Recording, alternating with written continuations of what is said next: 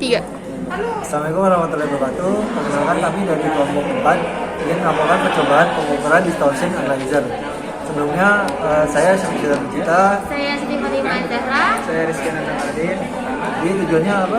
Nah, untuk percobaan kali ini itu ada tujuannya. Yang pertama itu mampu mengoperasikan distorsi analyzer. Nah, yang kedua itu mampu mengukur amplitudo serta distorsi menggunakan distorsi analyzer.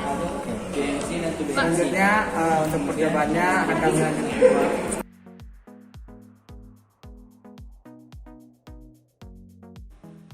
Selanjutnya ada dasar teori, yaitu gangguan adalah suatu hal, getaran atau gelombang yang mendistorsi pengiriman pesan dalam proses komunikasi. Gangguan ini menyebabkan perbedaan antara pesan yang diterima dengan pesan yang dikirimkan. Pada sistem transmisi, terdapat 3 gangguan sinyal, yaitu yang pertama ada attenuation. Attenuation ini adalah pelemahan. Hal ini terjadi karena beberapa faktor yang menyebabkan sinyal dalam transmisi tidak mampu dicapai atau diterima. Dan yang kedua ada distortion, di mana distortion ini adalah sebuah perbedaan atau perubahan suara yang terjadi ketika amplitudo sinyal melebihi range yang tersedia. Dan yang terakhir ada draw atau noise. Draw atau noise adalah suatu sinyal gangguan yang bersifat akustik atau suara, juga elektris maupun elektronis, yang hadir dalam suatu sistem dalam bentuk gangguan yang bukan merupakan sinyal yang diinginkan.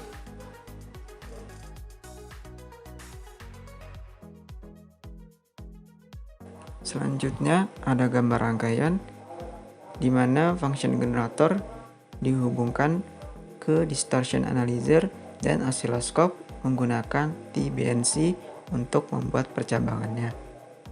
Dan pada oscilloscope menggunakan 2 channel, di mana salah satunya channelnya itu digunakan untuk distortion analyzer dan salah satunya lagi untuk function generator.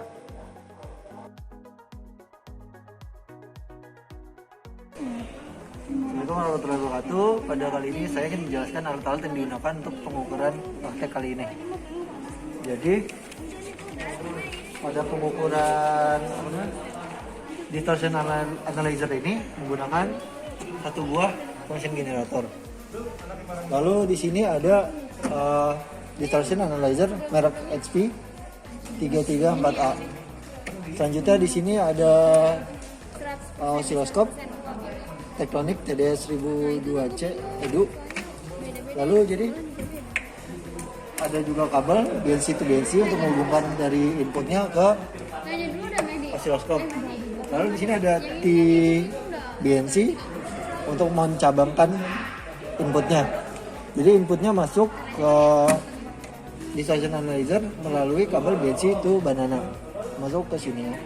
Selanjutnya output dari distortion analyzer ini keluar melalui kabel BNC to banana juga ke oscilloscope di channel 2.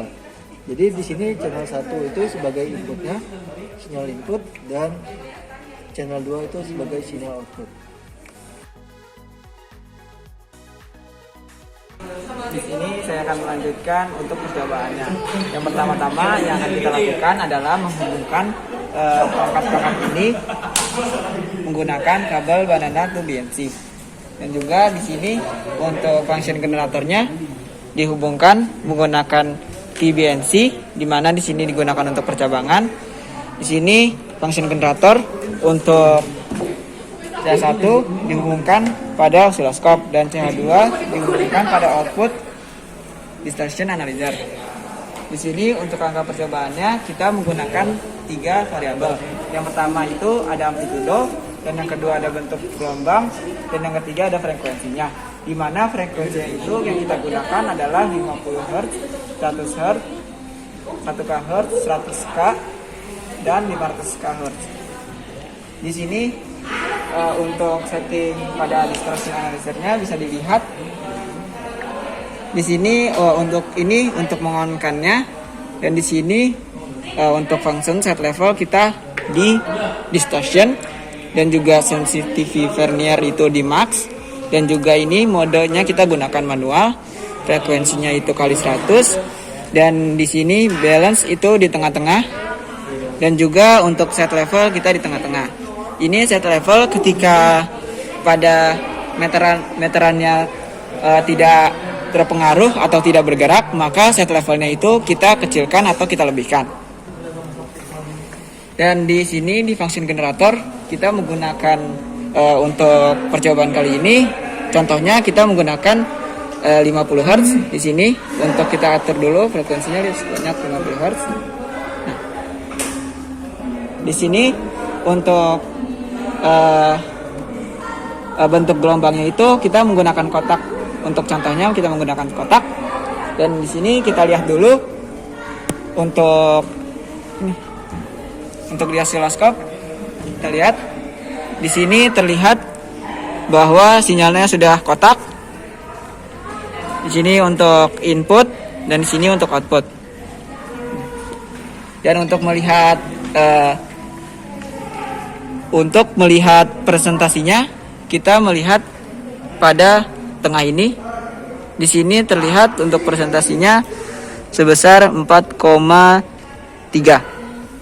Di sini untuk 4,3 dengan set level dikali 100, jadi 4,3%. Dan juga untuk dB-nya kita lihat, untuk melihat dB di sini sebesar 5,3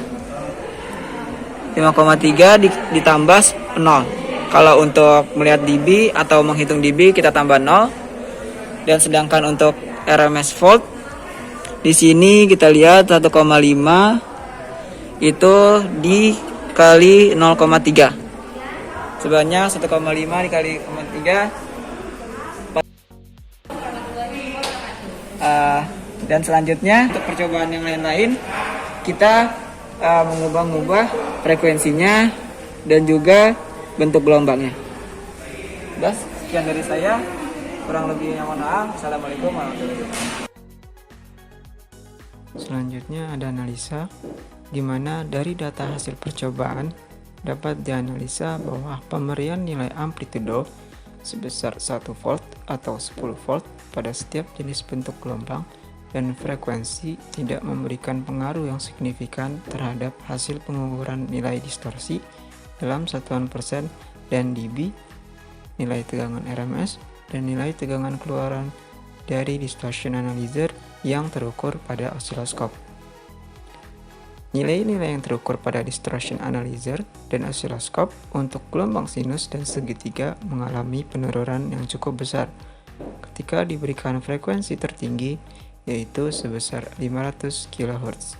Sedangkan untuk gelombang kotak akan mengalami kenaikan yang cukup besar pada amplitudo dengan 1 VPP.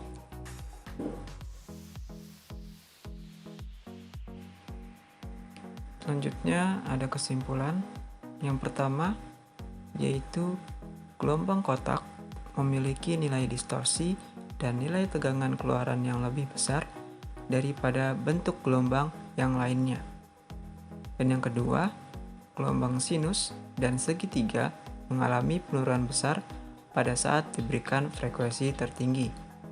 Dan yang terakhir, amplitudo terhadap sinyal masukan tidak memberikan pengaruh yang cukup signifikan pada nilai yang terukur.